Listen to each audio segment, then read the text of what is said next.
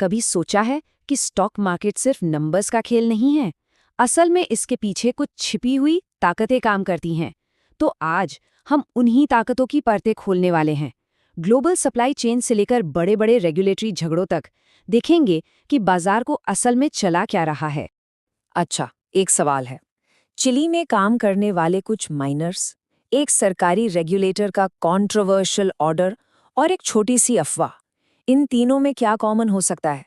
सुनने में तो लगता है कि कुछ भी नहीं, है ना?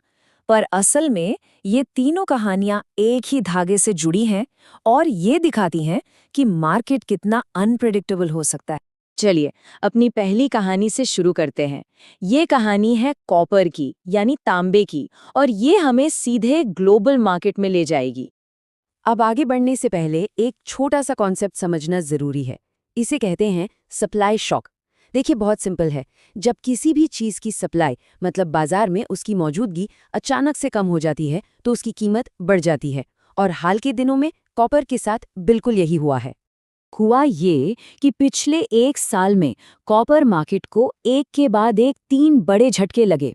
पहले कॉन्गो ने बाढ़ आ गई, फिर इंडोनेशिया की एक बहुत बड़ी खदान में एक्सीडेंट हो गया, और उसके बाद चिली में वर्कर्स स्ट्राइक पर चले गए।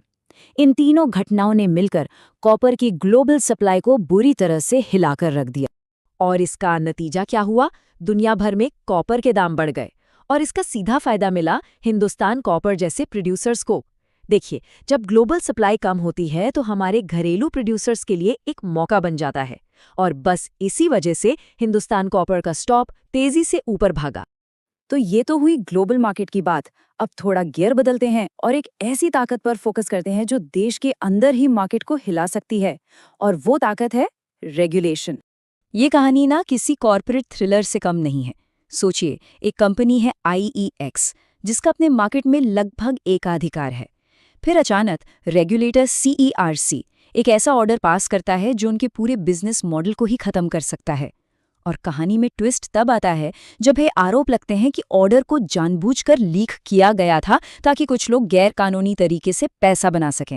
इस केस में सबसे बड़ा ड्रामा तब हुआ जब एपेलेट ट्रिब्यूनल ने, मतलब कि ऊंची अदालत ने, खुद रेगुलेटर की नीयत पर ही सवाल उठा दिए। कोर्ट की ये टिप्पणी अपने आप में बहुत बड़ी बात थी। इसने पूरे मामले को एक रेगुलेटरी विवाद से कहीं ज्यादा बड़ा बना दिया। तो अब सबसे बड़ा सवाल यही है, आगे क्या होगा? क्या ट्रिब्यूनल CERC के ऑर्डर को रद्द कर देगा और IEX का एकाधिकार बचा रहेगा, या फिर रेगुलेटर की जीत होगी? इसका जवाब हमें इसी शुक्रवार को मिलने वाला है। और ये फैसला सिर्फ कंपनी के लिए नहीं, बल्कि हजारों इन्वेस्टर्स के लिए भी बहुत अहम होने वाला है। चलिए, आप थोड़ा और जूम इन करते हैं और देखते हैं कि कैसे कंपनी के लेवल पर छोटी छोटी चीजें, जैसे कोई अफवाह, कोई साइबर अटैक या फिर नतीजों की रिपोर्ट, मार्केट में बड़ी हलचल पैदा कर सकती है। रिलायंस वाला केस देखिए, ये एक क्लासिक उदाहरण है कि खबर का असर कितनी तेजी से होता है। एक रिपोर्ट आई, एक अफवाह उड़ी, भले ही रिलायंस ने तुरंत सामने आकर उसे फेक न्यूज बता दिया, लेकिन जब तक वो सफाई देते, शुरुआती नेगेटिव खबर का असर स्टॉक पर पड़ चुका था। अब ये देखिए, ये एक सीधा झटका था। टाटा मोटर्स की सबसे जरूरी यूनिट जैगुआर लैंड रोवर पर एक साइबर अटैक हुआ। इससे न सिर्फ उनका प्रोडक्शन रुका, बल्कि सेल्स में भी भारी गिरावट आई। ये दिखाता है कि कैसे एक बाहरी घटना किसी कंपनी के कोर बिजनेस पर सीधा असर डाल सकती है। और ये असर कितना बड़ा था, जरा इन नंबर्स को देखिए। होलसेल बिक्री में 43% और रिटेल बिक्री में 25% की गिरावट। ये आंकड़े बताते हैं कि आज के दौर में एक साइबर अटैक कितना खतरनाक साबित हो सकता है। और आखिर में बात करते हैं उम्मीदों की। ये बड़ा दिलचस्प खेल है। ट्रेंट ने 17% की शानदार ग्रोथ दिखाई, जो कि बहुत अच्छी बात है, लेकिन प्रॉब्लम ये थी कि मार्केट और खुद मैनेजमेंट को 20% से भी ज्यादा की उम्मीद थी। और जब आप उम्मीदों पर खरे नहीं उतरते, तो अच्छी परफॉर्मेंस के बावजूद मार्केट आपको सजा दे सकता है। तो हमने 3 बिल्कुल अलग अलग कहानियां देखी, एक ग्लोबल सप्लाई की, एक रेगुलेशन की, और एक कंपनी के अंदरूनी मामलों की।